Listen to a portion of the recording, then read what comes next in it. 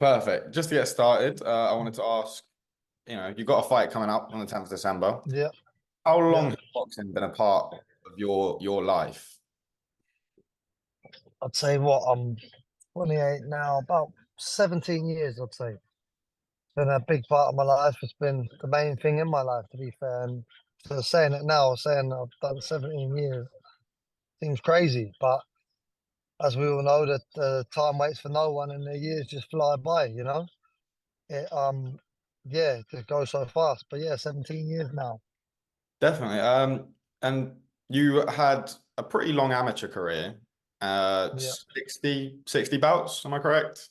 Yep, 60 Yeah. odd fights. Yeah, my amateur coach, Stewie Gill, seems to think it was more, but I'd say there's about, I think 60. So, So you had about 60 fights, and then when turning over to the pros, you're now managed by Billy Joe. So what's it like to yeah, have someone so popular in the British boxing scene I'm, as I'm a managed obviously by 365 Boxing Management, but yeah, obviously I spent a lot of time with Billy Joe, and it brought me on a load. You know, he's become a good friend. Oh, I lost you there. Become a good friend of mine as well, and I've learnt loads. He took me away on camps with him, and yes, it's been a pleasure really, especially as growing up. He was like my idol growing up, who I used to watch all the time and who I used to relate to, and yeah, so it's been a good experience, and yeah, I've learned so much, and it's been a big part of turning me into the fighter who I am today. and throughout your 17 years of boxing, what have you had to do differently, lifestyle choices and other things like your diet differently to maybe your friends growing up that separated you from them? Listen, I mean, I remember going back and I'd be in year 7, year 8 in school, and I'm dieting hard. I can't. Obviously, we didn't have as much knowledge now as I did have back then. So I'd be starving myself to make weight, not eating one thing a day at school, giving bad headaches, starving hungry, getting into the ring as an amateur, no energy. Like sometimes losing fights I should never have lost just because of not doing the weight right and not doing things right, you know. So it's yeah, it's crazy, mate. It's mad. And does that what's different now that you're in the professional ranks from starving yourself to now? It, it's like you have to make big sacrifices. It's not just the food, obviously, going out socializing and just normal everyday things, going out for food. And if you're the boys are going out for dinner, you can't because you're making weight, or they're going out for a few drinks on the weekend, you can't. And it's like in the amateurs, you have to be a bit more consistent because you don't know when you're going to be fighting. It's like not more consistent because it's not so serious, but in the pros, obviously get camps, so Yeah. it's more of a lifestyle. It's a lifestyle as a whole, isn't it? But it's yeah, in the pros it's different because you get longer to train for fights, but then it's more serious. So yeah, a little bit of downtime after the fights because the camps are so hard. But it's a lifestyle, and you got to sacrifice every aspect of your life. I mean, I've been training now. I've been in a long camp because we kept getting messed around with fights. I've been training since like June now. Like 6, 7 months. Been consistent. I ain't really seen none of my friends apart from in the gym. Just training, dieting. It's just yeah, it's a mad old lifestyle, you know. You can yeah, it's a mad lifestyle, but I wouldn't change it for the world. Roughly how much weight do you cut to make? Because is this fight at light heavy? This 79. It's uh it's it's not at a light heavyweight limit, no. It's 181 pounds. It's like 82.2 kilos this one because it's not a title fight, so there's no need to make championship weight, you know. So yeah, we cut a bit. We don't want to go into too much, but yeah, we'll do a little bit of cut, mate. Do you ever have any struggles, any problems with it? Does it ever mess with you mentally? Because it is quite a big. Yeah, it's a hard game, and I don't feel like it's talked about enough. I think a lot of fighters struggle mentally, definitely, because it's the highest highs and it's the lowest the lows as well. You know, 1 minute you can be sat there thinking you're getting a career-defining fight that you've been waiting for your whole life. Tick of my fingers, you're not even boxing, and it's like it's mad. And then obviously you get some people that's at world level. 1 minute the hottest prospect flying, next minute one loss, no one cares about them. So it's like I think the mental side of the boxing is a big thing, and I don't think it's spoke about enough. Yeah. Speaking of uh fights, what was Yeah, it like to what was it like to box at the Vitality in a football stadium? When I was there, I went to see it. What was that atmosphere like for you? mate, it was unbelievable. You know, I took 400 fans down there.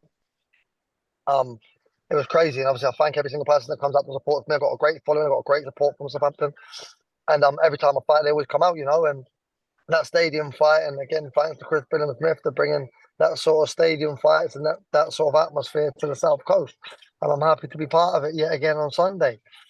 But mate, yeah, it was unbelievable. It was unbelievable stadium fights, and it's what you dream about as a kid. Obviously, we're not there yet. We're just pushing on, and main event on a show like that one day, that's the dream, and that's what's going to happen. We're not going to settle for no less. Speaking of Bill Smith in the South Coast, he's brought back. This will be his fourth event to the South Coast, and you're a part of it. Yeah, You're a part yeah, of the last one. yeah, You're a part of the next one. How does that feel to pretty? I mean, Bournemouth's not exactly your hometown, but the South Coast is yeah. home. How does that feel? It's very close. It's only half an hour down the road, and again, just thanks to our management, Boxing 365 management. It's yeah, thanks to them, and thanks to Boxer, and thanks to Chris Smith for the opportunities, you know. And we're at that stage of our career now. We're ready to start pushing on. So it's only going to get bigger. The fights are only going to get bigger. The fight bigger and better. And yeah, it's great to be a part of it. And I'm pretty sure we won't appreciate the moment until it's gone. Sometimes you probably look back in 10 years' time, and think, "Fucking hell, I was part of that. It was good." Do you know what I mean? Yeah. But obviously, yeah, we're pushing for bigger and better things than where we're at, and we want to be headlining them sort of shows. So hopefully, one day St Mary's Stadium. But it's all a work in process, and everything's going in the right direction. And just to go back to, I mean, the fight of the Vitality, a little bit Yeah, beforehand, you'd struggled with septicemia, and yeah, I've had that. I've had sepsis twice. Yeah, what's it like really. to battle sepsis, and then your life is a sport of fighting. Mate, it was crazy because I had an open wound for like 5 years, and they couldn't fix me. They couldn't fix it. I kept going in operations. I had an operation that was like 99.9% success rate. Surgeon couldn't fix me. He was very upset. He had a lump in his throat. He wanted to cry. He said, "You're my first ever patient I give up on. I don't know what to do." And meanwhile, through this, I was boxing, trying to pursue my career because obviously it was going on for so long. I had open wounds. I was patching it up. It was falling out in the gym. It was covered in blood. It was disgusting. I was in Al Smith's gym, and he's saying, "Look, mate, you need to go and get this sorted out. Never mind boxing, mate. It's a big problem. Do you know what I mean? It's severe." And then I carried on boxing. Yeah, it was just crazy, mate. And then I was on antibiotics, and then I'd come off the antibiotics. It would get infected. I ended up in hospital with sepsis. They sent me home. Actually, they done a test on me. The person in A&E done something wrong. Sent me home. I knew something wasn't right. So I went back to the ward that had the operation. I just skipped A&E, went back to the ward. The surgeon said, "Oh, what are you doing here?" I said, "This was happened." I said, "I was in last night, but they sent me home."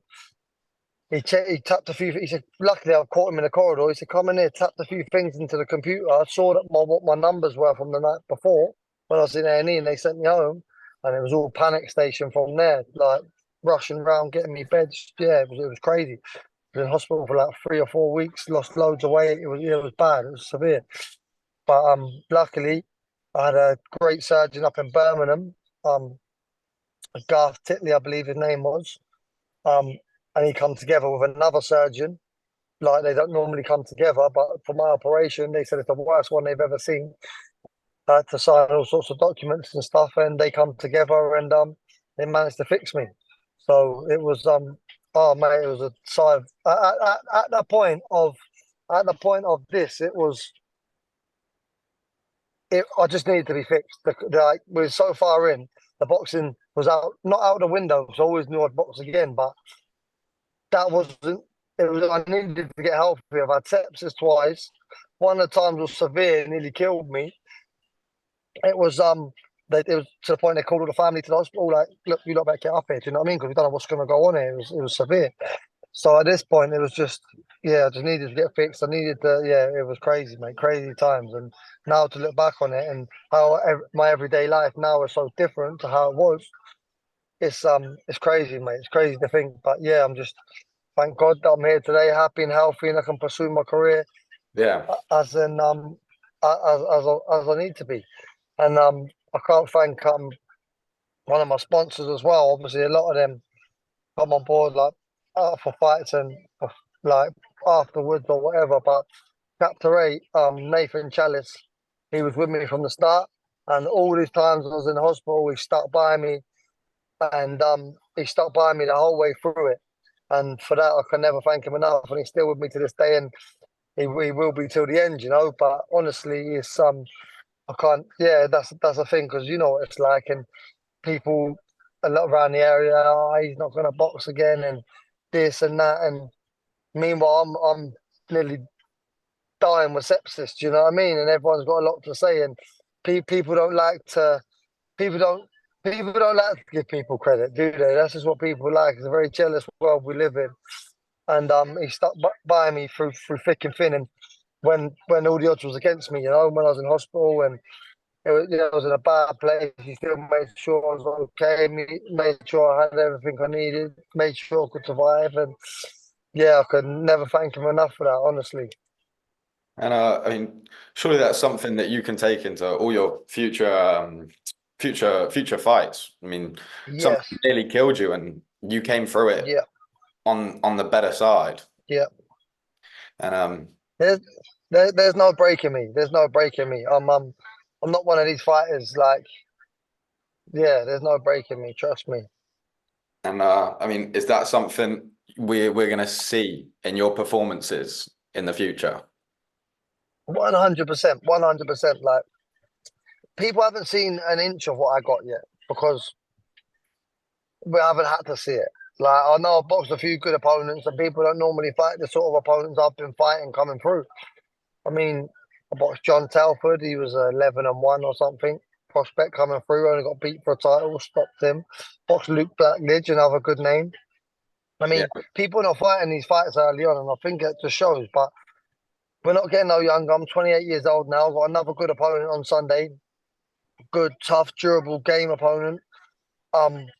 But listen, we're looking on world honours, so we're ready to push on. And all these light heavyweights out there, they need to be unnoticed. But the thing is they don't want to fight. They don't want domestic fights. I mean, we're missing the days of like Ted Cheeseman on Matchroom on Sky fighting good fights all the time. We're missing these domestic fights because no one wants to fight. Everyone wants to fuck around and mess around and have their record. But surely people want to be in good fights and earn good money. But I don't see enough of that this day and age. And that's what we want. We know I'm the cream of the crop. And that's what we want. I mean, Ben Whittaker's there. They've offered me that fight a few times, but he's acting like a pussy. I don't know what's going on with him. They've offered it a few times. We've accepted it every time. They've changed the date. We accepted it. Changed the venue. We've accepted it. And he's gone missing. So I'm looking forward to seeing him on Fight Week and seeing what he's really got to say for himself. Because listen, if he don't want to fight, he don't want a real fight. He wants to keep messing around fighting these fighters that he's fighting. I mean, the fighter that he's fighting now, he was sparring him a week before. 2 weeks ago, he was sparring him. He wasn't meant to fight him. He finished the spar and he asked him, "Do you want to fight me on December the 10th?" That's how much balls he's got. He wants to fight his sparring partners, the sausage, absolute sausage. But listen, if he don't want to fight me, Sky want him to fight me, and so the boxer. But if he doesn't want to fight me, that's okay.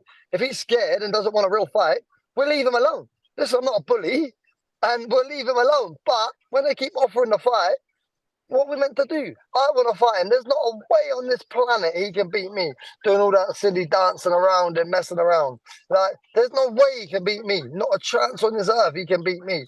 And maybe he knows that, and that's why he's avoiding it. And I don't blame him, to be honest.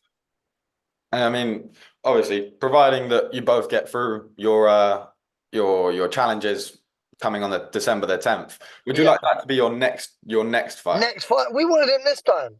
We wanted him this time. We was meant to fight him November the 18th in Wolverhampton in his own backyard. We accepted it.